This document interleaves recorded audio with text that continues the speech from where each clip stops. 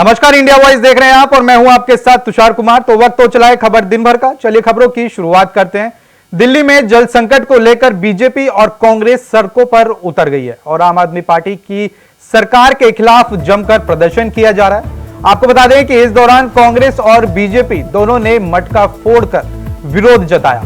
हम आपको बीजेपी और कांग्रेस के प्रदर्शन की ये दो तस्वीरें दिखा रहे हैं, जिसमें दिल्ली में जल संकट को लेकर बीजेपी और कांग्रेस सड़कों पर उतरकर दिल्ली की आम आदमी पार्टी की सरकार के खिलाफ जमकर प्रदर्शन कर रही हैं। जैसा कि आपकी टीवी स्क्रीन पर ये दो तस्वीरें दिख रही हैं, एक में बीजेपी के कार्यकर्ता हैं तो दूसरे में कांग्रेस के कार्यकर्ता हैं, जो कि सड़कों पर उतरकर दिल्ली में जल संकट को लेकर दिल्ली में आम आदमी पार्टी की सरकार के खिलाफ विरोध प्रदर्शन कर रहे हैं।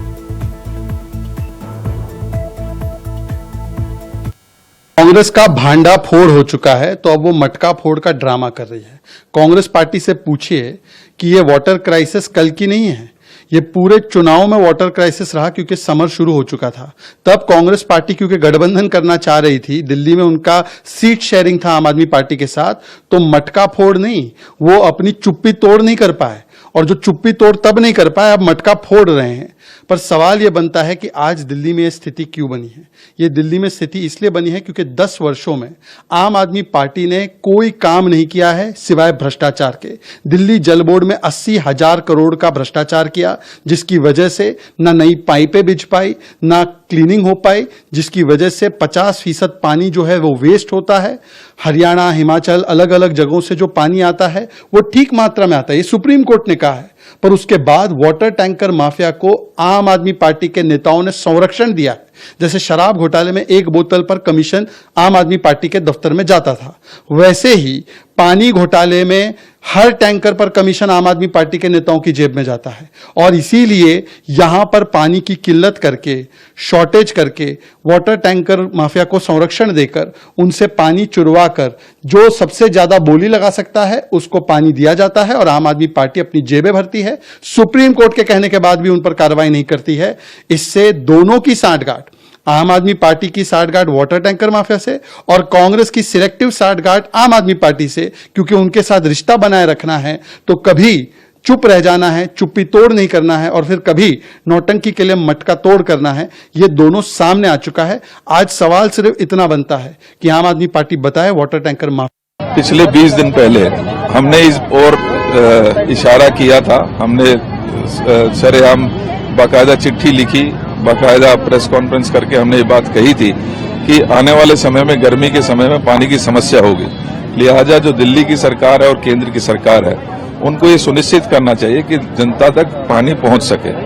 लेकिन पिछले कई दिनों से हम देख रहे हैं कि एक दूसरे के ऊपर ब्लेम गेम के सिवा पानी की समस्या का समाधान नहीं हो रहा है। हमने दिल्ली में जारी 58% जो लीकेज है उसकी ओर इशारा किया, टैंकर माफिया की ओर इशारा किया, और अगर इनकी समस्या थी कि हरियाणा पानी नहीं दे रहा है या यूपी पानी नहीं दे रहा है, तो कहीं ना कहीं केंद्र सरकार को उसमें बीच में आना चाहिए था, उनसे बात करनी चाहिए थी और इस समस्या का समाधान भी किया जाना चाहिए था। लेकिन लगातार अनदेखा करते हुए जनता परेशान है, जनता बूंद बूंद के लिए परेशान है। आज हमें जबरदस्ती यहाँ पर हर 280 ब्लॉक जो हमारे यूनिट्स हैं उन पर जाकर हमें मटका फोड़ प्रदर्शन कार्यक्रम करना पड़ा, ताकि ये सरकार जो गूंगी और बहरी हो गई है उसको जगा सके। क्या आपको लगता है कि आम आदमी पार्टी के विधायकों पर जो भी आरोप लग रहे हैं टैंकर से पानी चोरी के, वो कितने हद तक सही है? प्रॉपर इन्वेस्टिगेशन होनी चाहिए। सिर्फ टैंकर ही नहीं, जो बोतल में पानी सप्लाई किया जाता है, क्योंकि लगातार पिछले कई वर्षों से हम इस बात की ओर इशारा करते रहे हैं कि गंदा पानी सप्लाई हो रहा है, जिसकी वजह से 50 से 100 रुपए में गरीब व्यक्ति को पीने का पानी की व्यवस्था अपनी करनी पड़ती है। लिहाजा हमने ये कहा है कि इसको, हमने सीबीसी को भी लिखा है कि इसकी वजह से जो रेवेन्यू लॉस हुआ है उसकी ओर भी ध्यान दिया जाना चाहिए और इसकी प्रॉपर इन्वेस्टिगेशन के बाद जो भी व्यक्ति इसमें दोषी पाया जाता है उसको सजा मिलनी चाहिए। देखिए, पिछली 25 तारीख से दिल्ली में पानी नहीं आ रहा, आज 20 दिन होने को जा रहे हैं और ये केवल जनता को जो है पानी के नाम पे धोखा दिया जा रहा है। गर्मी इतनी भीषण पड़ रही है, रिकॉर्ड तोड़ गर्मी पड़ रही है, लोगों से घरों में नहीं बैठा जा रहा। और जल जो जीवन है, सोचिए कि इस भीषण गर्मी में भी बूंद बूंद के लिए दिल्ली तरस रही है और सबसे ज्यादा जो दिक्कतें आ रही है गरीब लोगों को आ रही है। गरीब बस्तियों में आ रही है कि इन लोगों के पास तो मोटर भी नहीं होता जो ये पानी निकाल सके, और सरकारें आपस में नूरा कुश्ती कर रही है, एक दूसरे पे दोषारोपण कर रही है। जब मालूम था कि इस भीषण गर्मी में हर साल पानी की किल्लत आती है, तो ये 2 महीने पहले से सोए पड़े थे। समर एक्शन प्लान पे कोई काम नहीं किया गया। ये पानी की अगर जरूरत थी तो ये पहले से पानी का अरेंजमेंट क्यों नहीं किया गया? लेकिन पहले राजनीति में व्यस्त थे और जनता को फ्री फंड के नाम पे, फ्री का पानी देने के नाम पे जो है उनको प्यासा मारा जा रहा है, या उनको जिन घरों में आ भी रहा है तो पूछिए उनके साथ बीमारी भरा पानी आ रहा है। तो कांग्रेस पार्टी ने आज पूरी दिल्ली में एक बीड़ा उठाया है हमारे अध्यक्ष के कहने पर, और हमारे दिल्ली प्रदेश कांग्रेस कमेटी ने जो यहाँ पे सबको निर्देश दिया है कि हर पूरी दिल्ली के एक कोने में जाकर के मटका फोड़ का आंदोलन किया जाएगा। इस गूंगी बहरी सरकार को उठाया जाएगा, जगाया जाएगा कि गरीबों की समस्याओं को समाधान करें। बात करेंगे अगली खबर की। पूरी दिल्ली इस समय भीषण जल संकट से जूझ रही है। आपको बता दें कि पानी की कमी की वजह से चारों ओर हाहाकार मचा हुआ है। दिल्ली के अधिकारी इलाकों में पानी की किल्लत जारी है, तो वहीं राजनीतिक दलों को लेकर सिर्फ आरोप प्रत्यारोप करते हुए नजर आ रहे हैं। आपको बता दें कि दिल्ली के प्रदेश कांग्रेस अध्यक्ष देवेंद्र यादव के आह्वान पर आज दिल्ली के सभी ब्लॉकों में पानी की कमी को लेकर मटका फोड़ प्रदर्शन किया गया। आपको बता दें कि इसी आह्वान के चलते नॉर्थ दिल्ली के शहजाद बाग के इलाके में मटका फोड़ प्रदर्शन किया गया।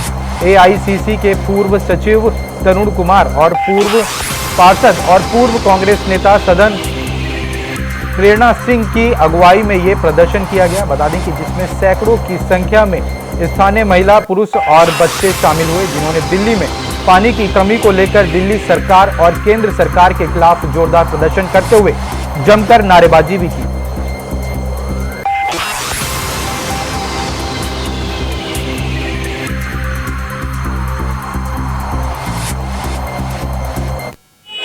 आज वो झूठा साबित हुआ है। पब्लिक का सुन लेने वाला ना विधायक है, ना कोई मंत्री है, ना कोई सांसद है। हम कांग्रेस के कार्यकर्ता पब्लिक के साथ डटे हुए हैं। देवेंद्र यादव जी के आह्वान पर आज यहाँ पर मटका फोड़ प्रदर्शन रखा है। अगर इनको ये इस समस्या से निजात नहीं मिली तो हम इस प्रदर्शन को और बड़े स्तर पर करेंगे, ये कहना चाहते हैं। जनता से खुद ही बात कर लीजिए, खुद ही उनसे पूछिए कि उनके हालात क्या है। उनके लिए कोई पूछने आया है कि आपके घर में पानी आ रहा है, नहीं आ रहा है? कोई आम आदमी पार्टी का नेता आया है, सिर्फ जेल में मिल के आने से उनको कुछ नहीं मिलने वाला। बात है पब्लिक के बीच में उनका काम कराने के लिए, उनको सुविधा देने के लिए, उनको घर घर तक पानी पहुंचाने की। सिर्फ केजरीवाल से बात करने से बात नहीं बनने वाली, यहाँ पे काम करना पड़ेगा दिल्ली के लिए। देखिए, जिस तरीके से दिल्ली सरकार और केंद्र सरकार की लापरवाही से या कह लीजिए इनकी नजरअंदाजी से लोगों को परेशानी हो रही है, आज उसके खिलाफ हम लोग यहाँ पे मटका फोड़ प्रदर्शन कर रहे हैं। और केजरीवाल जी चुनाव से पहले कहते थे कि हम जो है फ्री में लोगों को पानी देंगे, आज पैसों में भी लोगों को पानी नहीं मिल रहा है। आप नल का खोलेंगे, इतना गंदा और बदबूदार पानी आ रहा है या फिर आ ही नहीं रहा है। खरीद के भी लोगों को पीने का पानी नहीं मिल रहा है। इस समय दिल्ली में इस तरीके का जो है हाहाकार मचा हुआ है। और ऐसे में जो है आम आदमी पार्टी अपनी राजनीति करती है और बीजेपी अपनी राजनीति करती है। कांग्रेस पार्टी हमेशा आम जनों के मुद्दे उठाती रही है, जनता के मुद्दे उठाती रही है। और आज जनता से जुड़ा हुआ सबसे महत्वपूर्ण मुद्दा जो कि पानी का मुद्दा है, इस 50 डिग्री के टेम्परेचर में अगर लोगों को सरकार पानी भी नहीं दे सकती तो ऐसी सरकार को सत्ता में बने रहने का कोई अधिकार नहीं है। दोनों ही सरकारों को तुरंत प्रभाव से इस्तीफा देके सत्ता पद से हट जाना चाहिए। बात करेंगे अगली खबर की। रुद्रप्रयाग में बद्रीनाथ हाईवे पर एक बड़ा हादसा हो गया। बता दें कि जिसमें एक टेम्पो ट्रेवल नदी में जा गिरा। ट्रेवल में करीबन 23 यात्री सवार थे। एसडीआरएफ और पुलिस की टीम ने बचाव कार्य किया। इस हादसे में 10 लोगों की मौत हो गई, तो वहीं घायलों की टीम ने एम्बुलेंस के जरिए हॉस्पिटल पहुंचाया गया। आपको बता दें कि मुख्यमंत्री पुष्कर सिंह धामी ने ऋषिकेश एम्स जाकर भर्ती घायलों से मुलाकात की और उनका हालचाल भी जाना।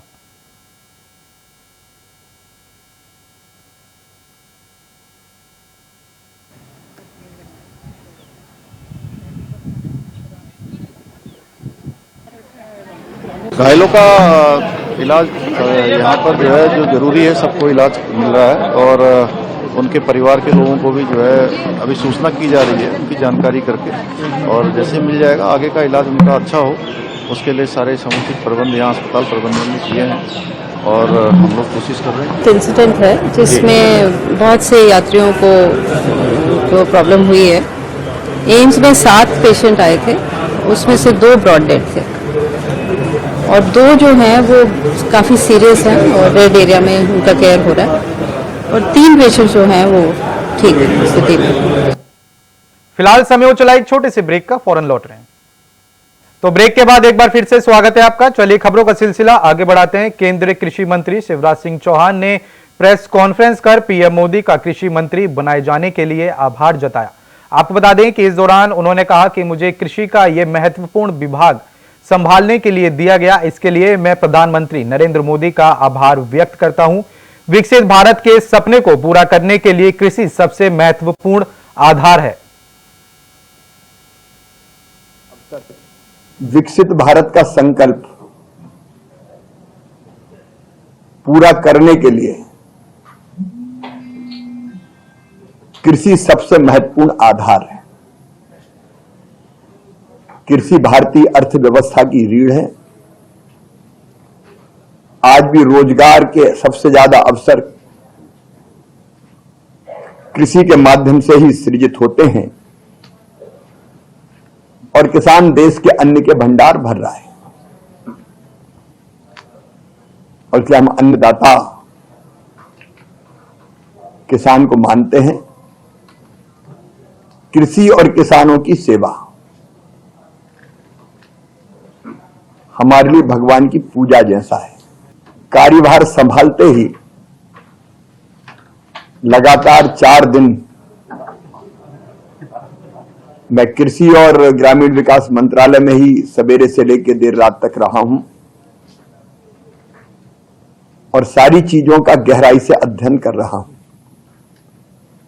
अपनी टीम के साथ, अपने मंत्री साथियों के साथ निरंतर हम प्रयत्न कर रहे हैं कि गंभीरता से हर विषय को समझें। और प्रधानमंत्री जी ने जो 100 दिन की कार्य योजना बनाने का दायित्व हर एक विभाग को सौंपा था, हमने 100 दिन की कार्य योजना की भी समीक्षा की है और उसको जल्दी हम जारी करेंगे। हम सब जानते हैं कि प्रधानमंत्री श्रीमान नरेंद्र मोदी जी अपने 2 कार्यकालों में भी कृषि और किसान उनकी सर्वोच्च प्राथमिकता रहे हैं और किसानों के कल्याण के लिए अनेकों कदम उन्होंने उठाए हैं। मुझे इस बात की भी प्रसन्नता है कि प्रधानमंत्री जी ने तीसरी बार शपथ ग्रहण करने के बाद सबसे पहले हस्ताक्षर अगर किए तो किसान सम्मान निधि की 17वीं किस्त किसानों को जारी करने की फाइल ही उन्होंने साइन की। और उनका सबसे पहला कार्यक्रम अगर तीसरी बार प्रधानमंत्री बनने के बाद हो रहा है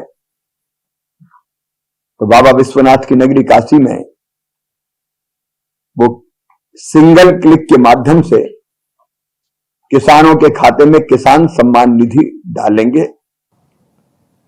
आप सब जानते हैं कि किसान भाइयों की आर्थिक प्रगति सुनिश्चित करने के लिए 2019 में प्रधानमंत्री किसान सम्मान निधि की योजना की शुरुआत हुई थी और अब तक लगभग 11 करोड़ किसानों को 3 लाख करोड़ रुपए से ज्यादा की राशि किसान सम्मान निधि के रूप में दी जा चुकी है, सीधे उनके खातों में अंतरित की गई है। 18 जून को प्रधानमंत्री श्रीमान नरेंद्र मोदी जी 9 करोड़ 3 लाख किसान भाई बहनों के खाते में लगभग 20,000 करोड़ रुपए की राशि डालेंगे, हस्तांतरित करेंगे और उस दिन अन्नदाताओं की खुशहाली के साथ विकसित भारत के संकल्प की सिद्धि का श्री गणेश हो रहा है। प्रधानमंत्री जी के साथ उनका कार्यक्रम तो काशी में होगा। काशी के कार्यक्रम के साथ ही उस कार्यक्रम में राज्यपाल महोदय, उत्तर प्रदेश के मुख्यमंत्री योगी आदित्यनाथ जी, वहां के कृषि मंत्री सम्मिलित रहेंगे।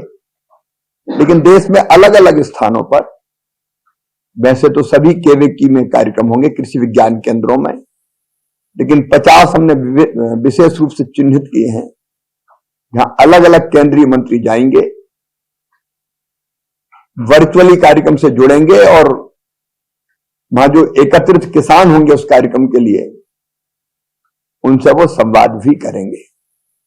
केवल केवीके में नहीं, सभी मंडियों में, ब्लॉक स्थानों पर और कई राज्यों में हर गांव में, ग्राम पंचायतों में इस कार्यक्रम का आयोजन हो रहा है और लगभग 2 करोड़ किसान फिजिकली और वर्चुअली इस कार्यक्रम में सम्मिलित होंगे।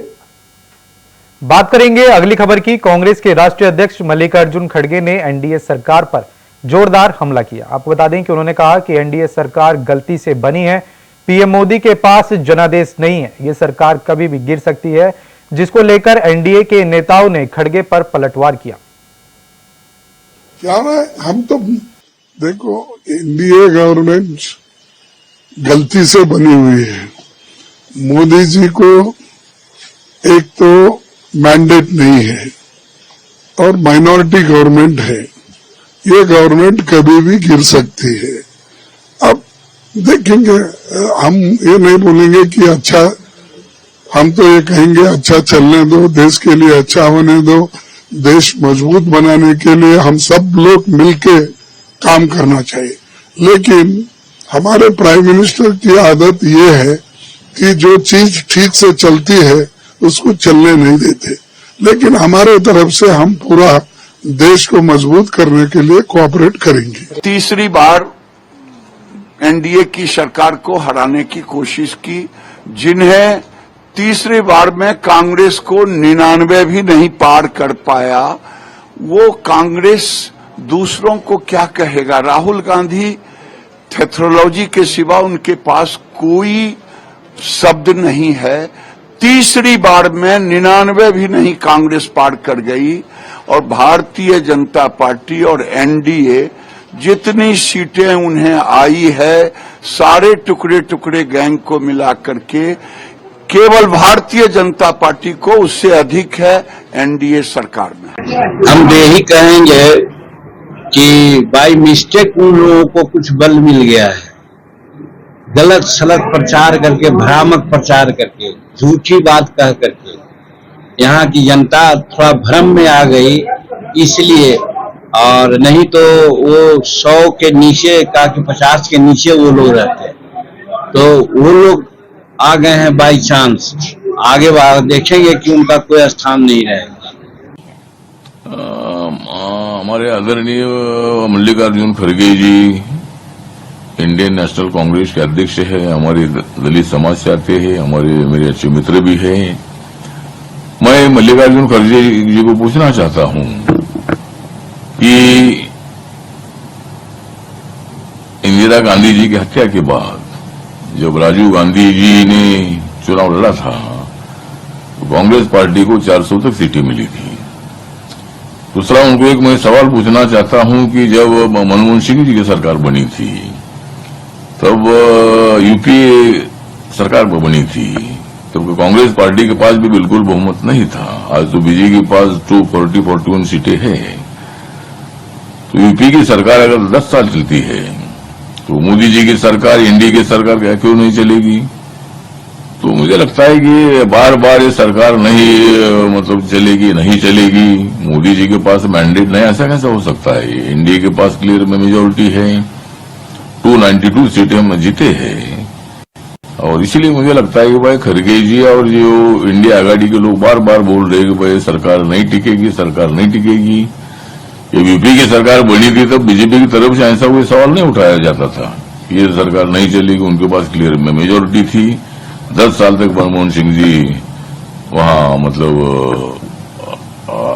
प्रधानमंत्री रहे। तो इसीलिए खड़गे जी को मेरा सलाह है कि आप अपोजिशन की जिम्मेदारी निभाइए और सरकार को सलाह दे दीजिए सरकार ने क्या काम करना चाहिए। सरकार मेजोरिटी की सरकार है, इसीलिए खड़गे जी ने बार बार इस मुद्दे को नहीं उठाना चाहिए।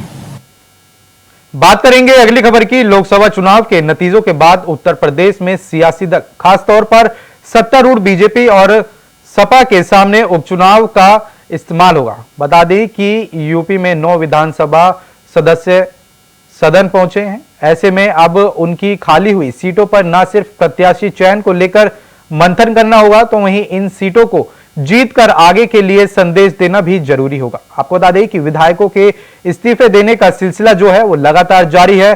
सपा के 4 और बीजेपी के 5 विधायक सांसद बने हैं और इसलिए ये उपचुनाव दोनों ही खेमों के लिए प्रतिष्ठा का सवाल है।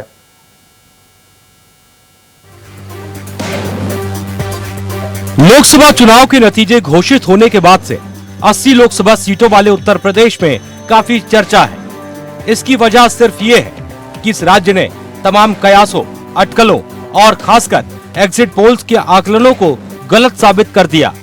लेकिन अब उत्तर प्रदेश यानी कि यूपी में एक बार फिर से चुनावी मौसम आ गया है। दरअसल प्रदेश की करीब 9 लोकसभा सीट पर ऐसे नेता सांसद बने जो इससे पहले विधायक थे और कानपुर में इरफान सोलंकी को सजा होने के बाद उनकी सीट भी खाली होने की चर्चा है।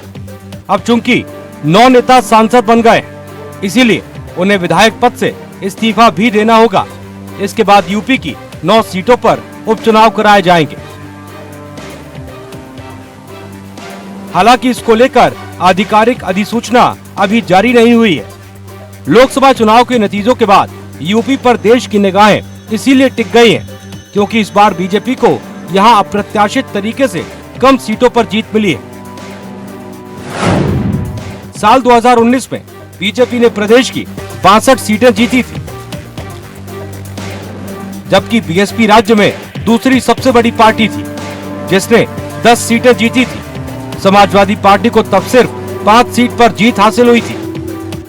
लोकसभा चुनाव में इंडिया गठबंधन की सफलता के बाद क्या समाजवादी पार्टी और कांग्रेस का गठबंधन बरकरार रहेगा, इसको लेकर अभी से चर्चाएं शुरू हो गई हैं। जिस तरह से उत्तर प्रदेश की 10 सीटों पर उपचुनाव होना है, उसको लेकर के समाजवादी पार्टी और कांग्रेस में सीटों के बंटवारों को लेकर रस्साकसी शुरू हो चुकी है। कांग्रेस का दावा है कि कम से कम 10 सीटों में उसे 2 सीटों की हिस्सेदारी दी जाए। फिलहाल अंदर खाने में चर्चाएं दोनों दलों में चल रही हैं, लेकिन बात अभी किसी फैसले पर नहीं पहुंच पाई है। अब देखना ये होगा कि क्या सीटों पर कांग्रेस और सपा में समझौता होगा या फिर तलाक हो जाएगा। लोकसभा नतीजों के बाद यूपी की जिन 9 विधानसभा सीटों पर चुनाव होने वो है फूलपुर विधानसभा सीट, खैर विधानसभा सीट, गाजियाबाद विधानसभा सीट, मझवा विधानसभा सीट, मीरापुर विधानसभा सीट, इसके साथ ही साथ मिल्कीपुर विधानसभा सीट, करहल विधानसभा सीट, कटेरी विधानसभा सीट और कुंदरकी विधानसभा सीट है। इनमें से 5 सीटें बीजेपी और उसके सहयोगी दलों के हिस्से में, जबकि बाकी की 4 सीटों पर समाजवादी पार्टी के विधायक हैं जो अब सांसद बन गए। ऐसे में अब कांग्रेस और समाजवादी पार्टी में 9 सीटों पर होने वाले उपचुनाव को लेकर सीटों का बंटवारा भी होना है। उत्तर प्रदेश में विधानसभा 2027 का सेमीफाइनल होने वाला है। लोकसभा चुनाव के बाद 9 विधानसभा की सीटें खाली हुई हैं। वहीं कानपुर में सपा विधायक इरफान सोलंकी को 7 साल की सजा होने के बाद अब यह सीटों की संख्या 10 भी हो सकती है। मामला बराबरी का है क्योंकि 5 सीटें समाजवादी पार्टी के खाते की हैं तो 5 सीटें भारतीय जनता पार्टी की खाते की हैं। लेकिन अब देखना ये होगा कि बाजी कौन मारता है, क्योंकि पीडीए फार्मूले को लेकर जहां समाजवादी पार्टी ने बढ़त बनाई है, वहीं इस बढ़त को कम करने के लिए भारतीय जनता पार्टी ने भी मंथन चिंतन शुरू कर दिया है। 2024 के लोकसभा चुनाव में अपने प्रदर्शन से उत्साहित एसपी और कांग्रेस वाले इंडिया गठबंधन एक बार फिर से उपचुनाव में अपना दमखम दिखाने की कोशिश करेगा। इस उपचुनाव में सीट समझौते को लेकर दोनों पार्टियों। फिलहाल के लिए खबर दिन भर में इतना ही। देश और दुनिया की तमाम बड़ी खबरों को जानने के लिए बने रहें इंडिया वॉइस के साथ। नमस्कार।